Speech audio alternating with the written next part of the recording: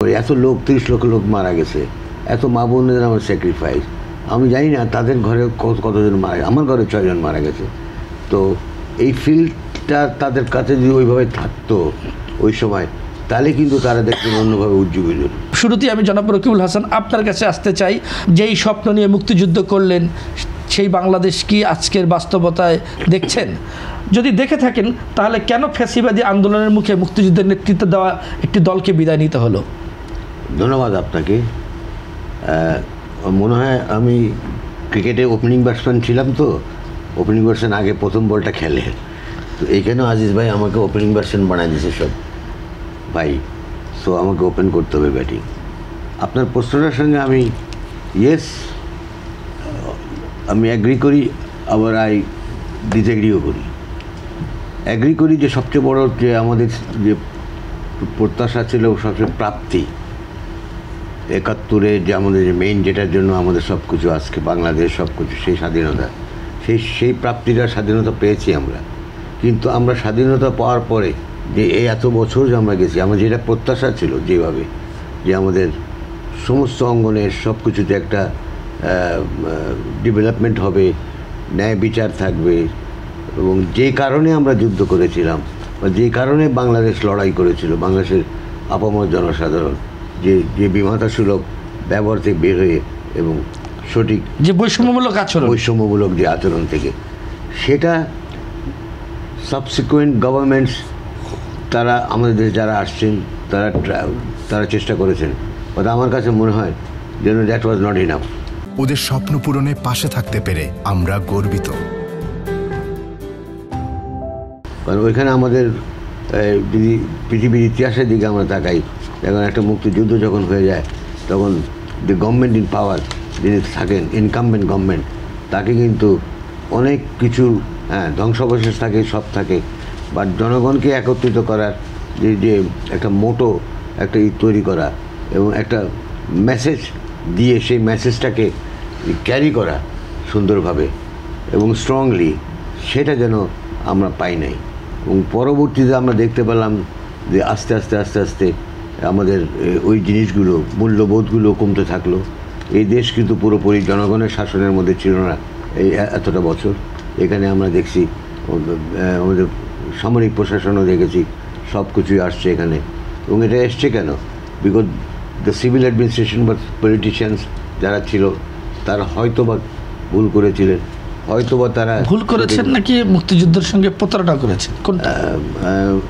আপনি প্রতারণাটা আমি শব্দটা ব্যবহার করব না, কারণ যারাই ওই সময় সাবসিকুয়েন্ট গভর্নমেন্ট যারা এসেছিলেন প্রতারণা করবে না, তারা গায়েই লাগায় নাই। মনে হয় যে তারা মুক্তিযুদ্ধের আদর্শকে তারা ওইভাবে ধারণ করে নাই। মুক্তিযুদ্ধ ধারণ করে এত লোক 30 লক্ষ লোক মারা গেছে, এত মা বোনদের আমার স্যাক্রিফাইস, আমি জানি না তাদের ঘরে কতজন মারা গেছে। আমার ঘরে 6 জন মারা গেছে। তো এই ফিল্ডটা তাদের কাছে যদি ওইভাবে থাকতো ওই সময়, তাহলে কিন্তু তারা দেখবেন অন্যভাবে উজ্জীবিত। তারপরেও আমি বলবো যে সেটাও পুরো একটা এক্সকিউজ হবে না, কিন্তু যদি তার ভিতরে মননে নয় স্বপ্নে সব কিছুতে যদি চিন্তা ভাবনায় যদি সদিচ্ছা থাকতো যে দেশকে আমি গড়বো, বা আমি আমার গণ্ডিটাকে আমি ঠিক করি না কেন?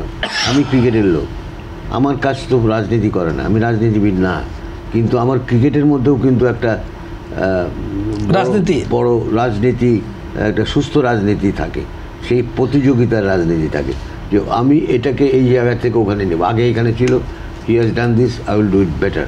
এই চ্যালেঞ্জটা নেওয়া করা, সেটা কিন্তু আমাদের সাবসিকুয়েন্ট পলিটিক্যাল পার্টিসগুলি বা যেগুলো যারা আসছে, আমার কাছে জানি কেন মনে হয়েছে। তো সেভাবে আমরা পারি নাই ওইটাকেই করতে।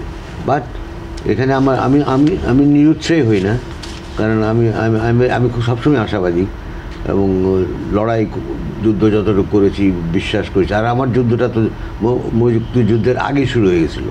কীরকম? কারণ ডিসেম্বরের 26, আপনার মনে আছে বোধহয়, যে ঢাকায় ক্রিকেট টেস্ট ম্যাচ হচ্ছিল, ক্রিকেট খেলা এই ঢাকার স্টেডিয়ামে, বঙ্গবন্ধু স্টেডিয়ামে।